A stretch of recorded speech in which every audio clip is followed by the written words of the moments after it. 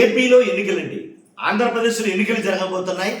అవి MLA MP ఎన్నికల కన్నా ఘోరంగా అయితే ఉండబోతున్నాయి. మన మామూలుగా కాదు, రాష్ట్రం మొత్తం ఆ ఎన్నికల వైపు చూస్తాయి. ఎక్కడ ఎన్నికలు అంటే కనుక పులివెందుల్లో జరుగుతున్నటువంటి ఎన్నికలు. జడ్పీటీసీ స్థానానికి ఎన్నిక జరగబోతుంది. అలాగే రాజంపేట పరిధిలో ఉన్నటువంటి అసెంబ్లీ పరిధిలో ఉన్నటువంటి ఒంటిమెట్టలో కూడా జడ్పీటీసీ స్థానానికి, ఈ రెండు జడ్పీటీసీ స్థానాలకి ఎన్నిక జరగబోతుంది.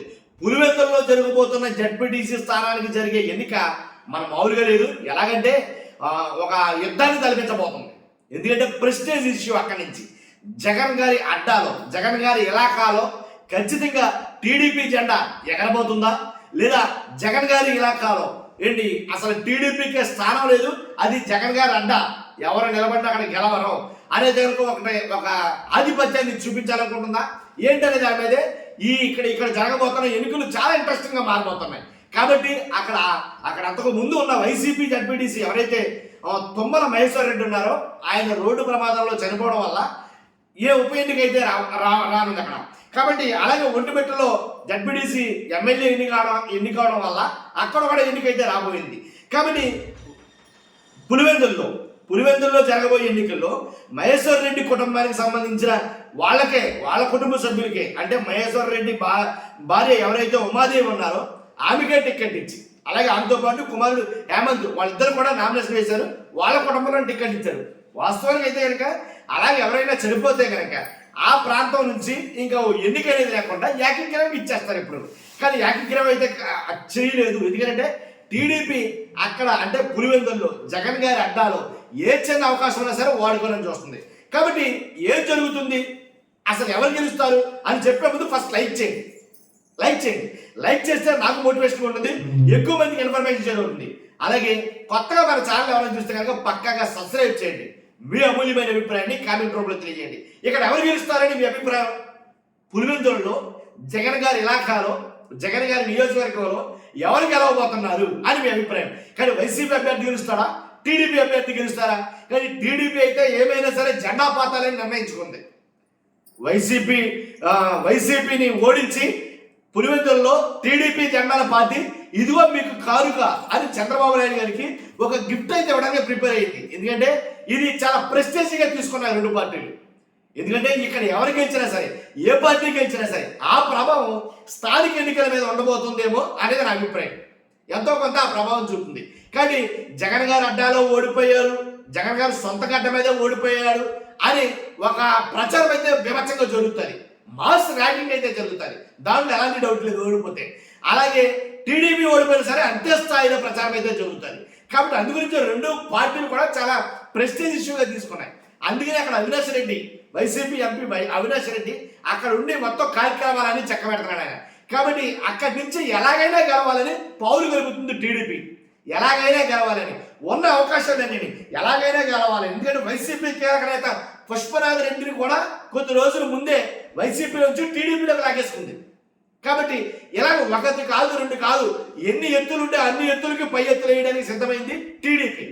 అలాగని వైసీపీ తక్కువలే, తను కూడా అన్ని ప్రయత్నాలు చేస్తుంది. కాబట్టి ఇక్కడ పోటీ చేసే మహేశ్వర్ రెడ్డి కుటుంబానికి చెందిన మహేశ్వర్ రెడ్డి భార్య ఉమాదేవి కానీ, అలాగే టీడీపీ తరఫున పోటీ చేసే బీటెక్ రవి, ఆయన భార్య సతీమణి ఎవరైతే ఉన్నారో లతారెడ్డికి, అలాగే తమ్ముడు భరత్ రెడ్డి, వీళ్ళ నామినేషన్ బయట అయితే జరిగింది. కాబట్టి ఇక్కడ బీటెక్ రవి కుటుంబ సభ్యులు గెలుస్తారా లేదా మహేశ్వర్ రెడ్డి కుటుంబ సభ్యులు గెలుస్తారా అని ఇక్కడ జరగడంలా వైసీపీనా టీడీపీనా అసలు ఎమ్మెల్యే ఎన్నికలు కూడా ఎంత ప్రెస్టేజ్ ఇష్యూగా జరగవు ఇక్కడ. ఎందుకంటే జగన్ గారికి అడ్డ, దాంట్లో ఎలాంటి డౌట్ లేదు. జస్ట్ ఆ పులివెందుల్లో టీడీపీ ఆఫీసు ఓపెన్ చేయడానికే చాలా ఏళ్ళకి పట్టింది. మీరు ఎంతమంది తెలుసో తెలియదు కానీ ఆయన టీడీపీ ఆఫీసు ఓపెన్ చేయడానికి. కాబట్టి జగన్ గారి రాజకీయం అలా ఉంటుంది అక్కడ. కాబట్టి జగన్ గారి అడ్డా, దాంట్లో తిరిగేలేదు అసలు. కాబట్టి ఆ అడ్డాలో తమ జెండా నిలబెట్టాలని టీడీపీ ప్రయత్నం చేస్తుంది. కానీ ఇక్కడ కొన్ని అంటే దీంట్లో టీడీపీకి కొన్ని మైనస్ ఉన్నాయి.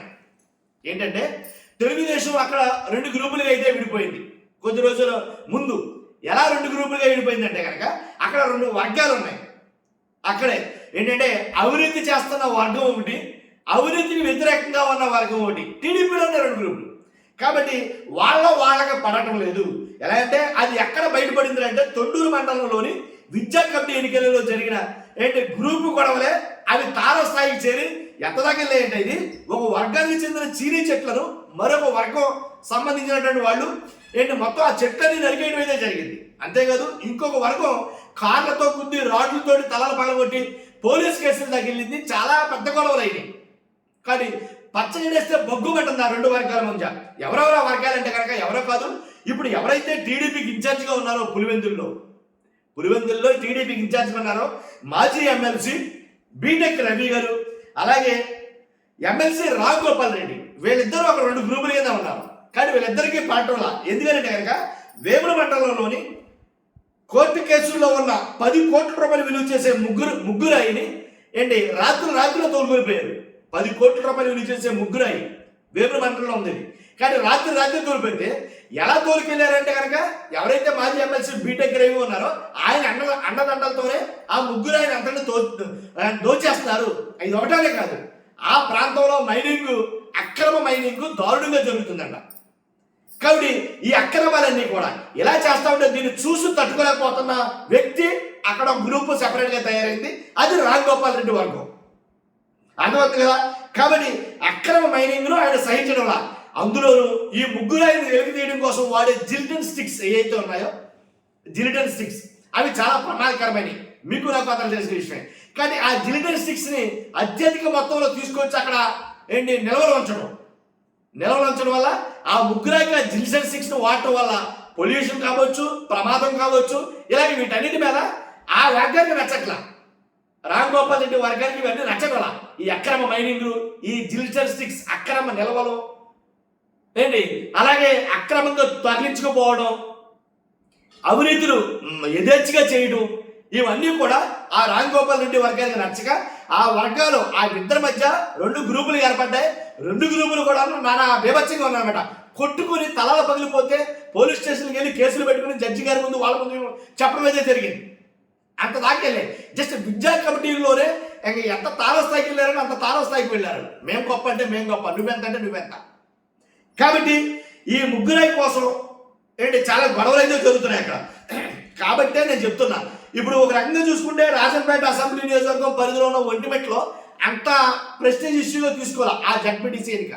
పులివెందుల్లో జరుగుతున్న జడ్పీటీసీ ఎన్నిక మాత్రమే చాలా ప్రెస్టేజ్ ఇష్యూగా తీసుకున్నారు. ఎవరు గెలుస్తారు ఇక్కడ? జగన్మోహన్ రెడ్డి గెలుస్తారా, చంద్రబాబు నాయుడు గారు గెలుస్తారా? అభ్యర్థులు పక్కన పెట్టేశారు, ఇక పార్టీలో పక్కన పెట్టేశారు. మెయిన్ క్యాండిడేట్లే గెలుపోటముల కింద మాట్లాడుతున్నారు ఇక్కడ. కానీ అంత ప్రెస్టేజ్ ఇష్యూగా తీసుకున్నారు. కాబట్టి నేను ఏమంటున్నానంటే ప్రతి అభ్యర్థి కూడా ఎవరికి తగ్గట్టు వాళ్ళు ఎత్తులకు పై ఎత్తులు వేస్తున్నారు అక్కడ గెలవడానికి. 12న ఎన్నికైతే కనుక ఉంది, ఈ నెల 12న. కాబట్టి వైసీపీ అవినాష్ రెడ్డి తనకున్న మొత్తం అన్ని కూడా అక్కడ వాడుతున్న అస్త్రాలు అన్ని కూడా టీడీపీ అలాగే వైసీపీ ఎవరు తగ్గటంలా. ఎవరికి ఉండే బలాలు వాళ్ళకు ఉన్నాయి, ఎవరికి ఉండే బలహీనతలు వాళ్ళకు ఉన్నాయి. వైసీపీలో నుంచేమో కీలక నేతల్ని తమ వైపు తిప్పుకోవడానికి పాచికలు విసురుతున్నాడు ఎవరు? బీటెక్ రవి గారు. అలాగే ఇస్తే ఒక నేతలైతే కనుక పుష్పనాథ్ రెడ్డిని బయటికి లాగేశాడు. కానీ ఎవరికి తగ్గ వాళ్ళు చేస్తారన్నమాట. కాబట్టి ఏదేమైనప్పటికీ ఎక్కువగా గెలిచే అవకాశాలు మాత్రం వైసీపీకి ఉన్నాయి అక్కడి నుంచి, అదైతే చెప్పగలం. ఎందుకని ఈ గ్రూపు తగాదాలు, గ్రూపు గొడవలు, ఈ అక్రమ మైనింగ్లు ఇవన్నీ కూడా. తర్వాత ప్లస్ ఏంట్రా వైసీపీ కంటే సానుభూతి ఉంటుంది ఖచ్చితంగా. ఎందుకంటే చనిపోయాడు కాబట్టి అదే కుటుంబం నుంచి ఇచ్చారు. అసలు వాస్తవంగా ఏకగ్రీవం చేయకుండా పోటీ పెడుతున్నారు అని కొద్ది గొప్ప సెంటిమెంట్, సింపతి అనేది గెయిన్ చేసుకుంటారేమో అక్కడి నుంచి అనమాట. మొత్తానికి ఏదేమైనా కానీ ఎన్నిక మాత్రం తారాస్థాయిలో జరగబోతుంది. తీవ్ర పోటీ అయితే నెలకొంది అక్కడి నుంచి. రాష్ట్రం మొత్తం ఆ ఎన్నిక వైపు వస్తుంది. చూస్తున్నా మీరు అందరూ కూడా మీ అభిప్రాయం ఏంటో ఖచ్చితంగా కామెంట్ రూపంలో తెలియజేయండి. ఫస్ట్ అయితే లైక్ చేయండి. లైక్ చేశారా? లైక్ చేస్తే నా మోటివేషన్గా ఉంటుంది. ఈ వీడియో ఎక్కువ మందికి షేర్ అవుతుంది. కొత్తగా మన ఛానల్ చూస్తే పక్కాగా సబ్స్క్రైబ్ చేయండి. Thank you very much.